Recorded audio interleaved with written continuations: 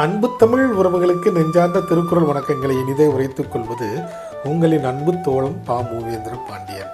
இன்றைய பொழுதில் நாளொரு திருக்குறள் வரிசையில் பொருட்பாலில் 84வது அதிகாரமாக உள்ள பேதைமை என்ற அதிகார தலைப்பின் கீழ் அமையப்பெற்ற 840வது திருக்குறளை பற்றி அறியப் போகின்றோம்.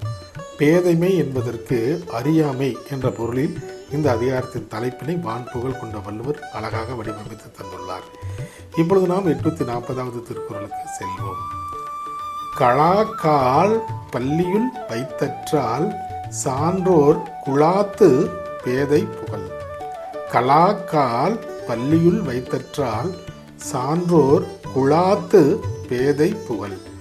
இத்திருக்குறளுக்கான பொருள் என்னவென்பதை இப்போது நாம் காண்போம். சான்றோர்கள் நிறைந்த அவையில் ஒரு மூடன் புகுவது என்பது அசுத்தமான காலை கழுவாமல் படுக்கையில் வைத்தது போன்றதாகும் என்பது இத்திருக்குறளுக்கான பொருளாகும்.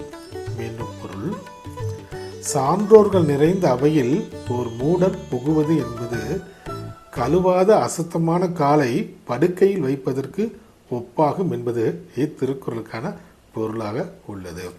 வள்ளுவரின் வழியினை பின்பற்றி நாமும் வாழ்வில் எப்போதும் வெற்றியை காண்போம். நன்றி, வணக்கம்.